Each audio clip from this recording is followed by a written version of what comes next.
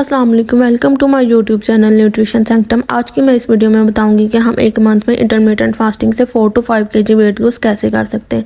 सबसे पहले मैं आपको बताऊंगी कि इंटरमिटेंट फास्टिंग एक्चुअली होता क्या है। इंटरमिटेंट फास्टिंग में हम 24 आवर्स में से 16 आवर्स और 8 आवर्स की दो विंडोज़ रखते हैं। 16 आवर्स की विंडो में हम लो कैलोरी ड्रिंक्स जैसे कि पानी या ब्लैक कॉफ़ी ले सकते हैं और 8 आवर्स की विंडो में हम लो कैलोरी डाइट्स लेते हैं जिसमें एग्स, सैलड या लो कार्ब डाइट आ जाती है जैसे कि ब्राउन ब्रेड या मल्टीग्रेन जो रोटी घर में तैयार करते हैं हम, वो आ जाती है।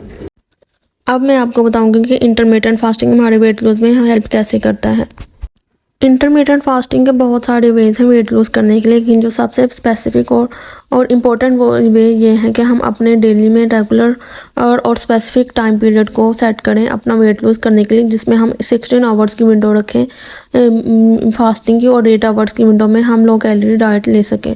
जब हम ज़्यादा देर तक भूखा रहेंगे तो हमारी बॉडी को एनर्जी प्रोवाइड करने के लिए फ़ैट बर्न होना स्टार्ट हो जाती है, जिससे हमारा वेट लूज़ होना स्टार्ट हो जाता है। डेली रूटीन में जो हम अपनी डाइट से कैलोरीज लेते हैं वो हम अपनी एक्टिविटीज़ में यूज़ कर लेते हैं और हम कैलोरीज भी लेते रहते हैं और उसे अपनी एक्टिविटीज़ में यूज़ भी करते रहते हैं। इस तरह जो हमारी बॉडी में स्टोर्ड फैट होता है वो बर्न नहीं होता है। लेकिन अगर हम ज़्यादा देर तक भूखा रहेंगे तो जो हमारी बॉडी में स्टोर्ड फैट होगी वो बर्न होना स्टार्ट हो जाएगी। हमें जितनी कैलोरीज़ की ज़रूरत होती है अगर हम उससे ज़्यादा कैलोरीज़ लेंगे और अपनी एक्टिविटी को भी लो रखेंगे तो जो हमारा वेट गेन होना स्टार्ट हो जाता है। लेकिन इंटरमिटेंट फास्टिंग में क्या होता है, जब आप 16 आवर्स तक भूखा रहते हैं तो आपकी बॉडी में जो है वो ग्लूकोज ख़त्म हो जाता है जिसने बॉडी को एनर्जी देनी होती है अब एक्टिविटीज़ के लिए। जब वो ख़त्म हो जाता है तो हमारी बॉडी में जो फैट स्टोर हुई होती है वो हमारी बॉडी को एनर्जी देने के लिए एक्टिविटीज़ के लिए बर्न होना स्टार्ट हो जाती है। इस तरह से इंटरमिटेंट फास्टिंग जो है वो वर्क करता है हमारे वेट लूज़ के लिए। हम जो एक्टिविटीज़ डेली करते हैं वो एनर्जी जो हमें अपनी एक्टिविटीज़ करने के लिए आती है बॉडी में वो हमारे ग्लूकोज से आती है। जो ग्लूकोज है वो हमारे कार्ब्स से आता है, लेकिन हम जब ज़्यादा देर तक भूखा रहेंगे तो हमारी बॉडी में कार्ब्स की डेफिशिएंसी हो जाएगी। जब कार्ब्स की डेफिशिएंसी हो जाएगी तो बॉडी को एनर्जी देने के लिए फ़ैट को बर्न होना होगा। तो इस तरह से जो हमारी बॉडी में स्टोर्ड फैट है वो बर्न होना शुरू हो जाती है जब हम ज़्यादा देर तक भूखा रहते हैं। अब इंटरमिटेंट फास्टिंग के दो प्लान्स हैं। एक जो प्लान है वो 16:8 है, यानी कि हम एक दिन में 16 आवर्स फास्टिंग स्टेट रखते हैं और 8 आवर्स हम अपना ईटिंग स्टेट रखते हैं। फास्टिंग स्टेट पे हम लोग कैलोरी ड्रिंक्स ले सकते हैं, जैसे कि मैंने आपको पहले बताया कि आप पानी या ब्लैक कॉफ़ी जो है वो अपनी फास्टिंग स्टेट में यूज़ कर सकते हैं और अपनी ईटिंग स्टेट में आप जो लो कैलोरी डाइट्स है वो ले सकते हैं।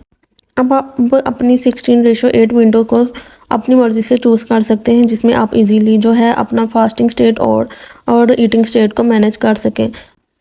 ईटिंग पीरियड में आप यानी ईटिंग विंडो में आप लोग लो कैलोरी डाइट्स जैसे कि सैलड, एग, स्मॉल साइज़ की चपाती और इसके अलावा जो है आप बॉइल्ड चिकन या स्टीम चिकन यूज़ कर सकते हैं जिसमें ऑयल बहुत कम हो, या आप उसे हल्के ऑयल में जो है वो बना सकते हैं।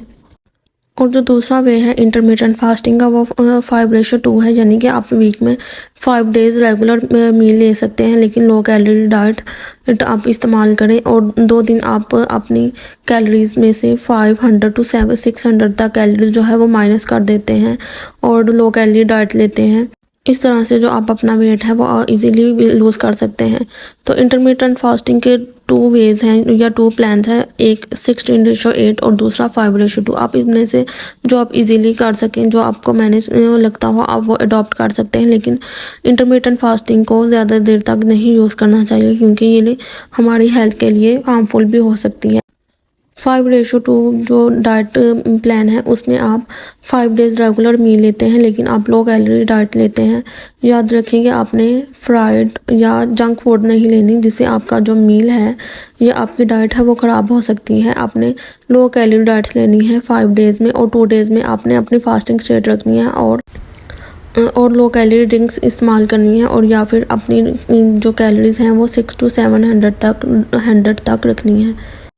अगर हम 24 या 36 आवर्स की हम अपनी फास्टिंग विंडो रखेंगे तो इससे हमारी जो हेल्थ है उस पर बैड इफ़ेक्ट हो सकता है। ज़्यादा देर तक या ज़्यादा दिन तक फास्टिंग स्टेट में रहने से हमारी बॉडी फैट को स्टोर करना शुरू कर देती है लूज़ करने के बजाय, क्योंकि बॉडी को अपनी फंक्शंस को परफॉर्म करने के लिए एनर्जी की ज़रूरत होगी। तो जब बॉडी को ज़्यादा देर तक ग्लूकोज भी नहीं मिलेगा और फैट भी नहीं मिलेगी तो वो अपनी जो है एक्टिविटीज़ को परफॉर्म करने के लिए फैट को बर्न करने के बजाय उसे फैट स्टोर करना शुरू हो जाएगी, जिससे हमारा वेट गेन हो सकता है। इसलिए हमें ज़्यादा देर तक जो है अपनी फास्टिंग विंडो नहीं रखनी चाहिए। एक दिन से ज़्यादा हमें भूखा नहीं रहना चाहिए।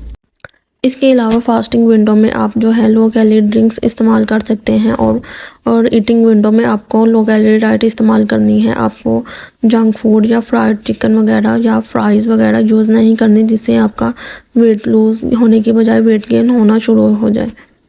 ईटिंग विंडो में न्यूट्रिएंट डेंस जो है डाइट वो ऐड करें जिसमें न्यूट्रिएंट्स बहुत ज़्यादा पाए जाते हों। वो डाइट आप अपनी डाइट में लें ताकि आपको जो दूसरी बीमारियां हैं उनको फेस करना ना पड़े अपनी इंटरमिटेंट फास्टिंग के दौरान। अब मैं आपको बताऊंगी कि इंटरमिटेंट फास्टिंग के बेनिफिट्स क्या हैं। इंटरमिटेंट फास्टिंग का जो इफेक्ट होता है वो हमारी ब्रेन और बॉडी पे होता है। तो जब हमारे ब्रेन और बॉडी पे इंटरमिटेंट फास्टिंग का इफेक्ट होगा तो इससे हमारा मेटाबॉलिज्म जो है वो भी फास्ट होता है। तो जब हमारा मेटाबॉलिज्म फास्ट होगा तो हमारा वेट लूज़ करने में भी हेल्प मिलेगी। इसके अलावा इंटरमिटेंट फास्टिंग से हम बहुत सी क्रॉनिक डिजीज़ से भी बच सकते हैं, जिनमें heart disease, blood pressure, cholesterol, type 2 diabetes और मैनी कैंसर्स आ जाते हैं। इंटरमिटेंट फास्टिंग का हर बॉडी और हर इंसान पे डिफरेंट इफेक्ट होता है, इसलिए हमें पहले इंटरमिटेंट फास्टिंग को अडॉप्ट करने से पहले अपनी बॉडी टाइप को ज़रूर जान लेना चाहिए। इंटरमिटेंट फास्टिंग को डायबिटीज़ पेशेंट को नहीं अडॉप्ट करना चाहिए, स्पेशली वो पेशेंट जिनको टाइप 1 डायबिटीज़ होती है, क्योंकि उन्हें इंसुलिन लेना होता है। तो जब फास्टिंग स्टेट में उनका ग्लूकोज लेवल लो हो जाएगा तो उन्हें हाइपोग्लाइसीमिया होने के भी चांसेस हो सकते हैं। इंटरमिटेंट फास्टिंग को 18 एज से कम के लोगों को नहीं लेना चाहिए या इन्हें अडॉप्ट करना चाहिए। इससे बहुत से ईटिंग डिसऑर्डर्स हो सकते हैं या बहुत सी फूड की इंटॉलरेंस हो सकती है। इसलिए इंटरमिटेंट फास्टिंग को अडॉप्ट करने से पहले अपने बॉडी टाइप को ज़रूर जान लेना चाहिए ताकि हमें कोई क्रॉनिक डिजीज़ का सामना ना करना पड़े।